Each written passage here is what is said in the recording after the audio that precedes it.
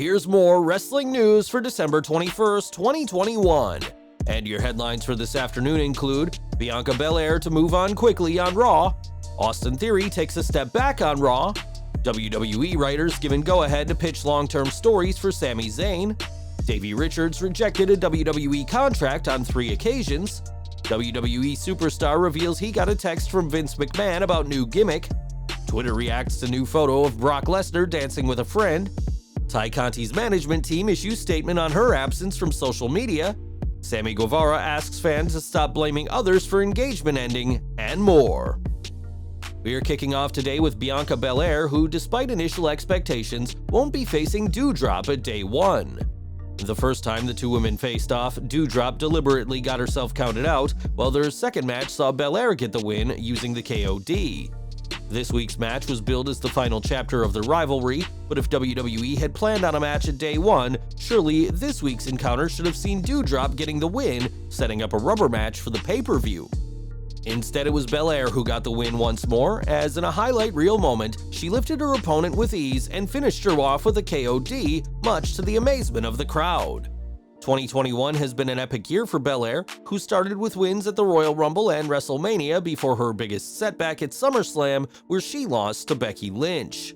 Despite not being in the Raw Women's title picture since November, it seems to be a matter of time before Belair returns to it, and the road to WrestleMania could be starting early for the EST of WWE. This week's Raw wasn't as kind for Austin Theory, who faced Finn Balor this week in a match fans expected the 24-year-old superstar to win. After all, he's the focus of WWE and Vince McMahon right now, not Balor. But in a piece of solid storytelling, the veteran wrestler humbled Theory with a huge win. This led Theory to attack the Prince from behind again to make a statement before an interesting segment with Mr. McMahon. The boss openly said that he loves firing people, a strange line considering the recent massive layoffs, but he also said he's giving Theory another shot at Balor. This rematch will happen next week, and it's one we expect the cocky heel to get the win in. If so, then this feud sets up nicely for a final match at day 1 before both men move on to other things ahead of WrestleMania, but it could also be that their feud plays out on Raw.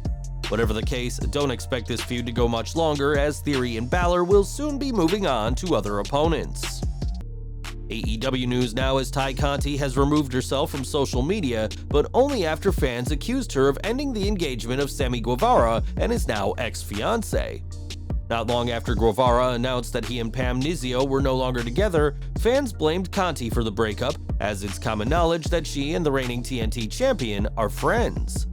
On Twitter, Guevara has weighed in on the situation and made it clear that his relationship with Pam ending had nothing to do with Conti or anyone else, saying they actually split in October.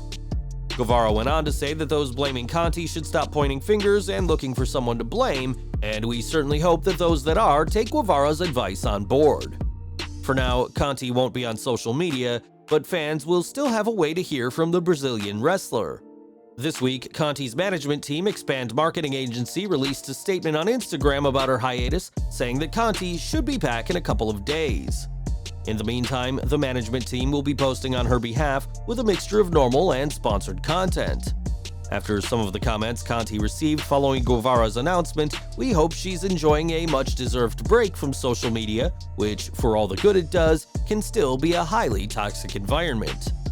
Last month, WWE released both Karrion Kross and Scarlett Bordeaux 2 years after hiring the real-life couple. In NXT, the pair were a dominant force, with Kross becoming a 2-time NXT champion, while Scarlett served as his valet without ever having a televised match herself. Speaking to Signed by Superstars, The Smoke Show said WWE's initial plan was for her to manage Damian Priest, as they weren't sure whether Kross would even come to the company. Obviously, Kross did make it to WWE and had an impressive run in NXT before his awkward Raw call-up earlier this year, and who knows what would have happened had Bordeaux been by the side of the now reigning United States champion. Last week, we reported on Sami Zayn, who, much like his best friend Kevin Owens, has signed a new contract with WWE. At the time, we noted that this hadn't been confirmed by WWE's higher-ups, but had been discussed by the roster themselves, and it now seems like WWE's executives have confirmed he's re-signed. One member of WWE's creative team told Ringside News that they've been instructed to keep coming up with long-term ideas for Sami, indicating that he's re-signed. WWE's recent usage of Sami on TV, sharing the screen with Brock Lesnar, has been a huge showcase for the former Intercontinental Champion, and another sign that he's inked a new contract. Until Sami himself confirms the news, all reports of his contract should be taken with a grain of salt, but fans can expect to see plenty more of Zayn on TV, especially if creatives' long-term ideas are used.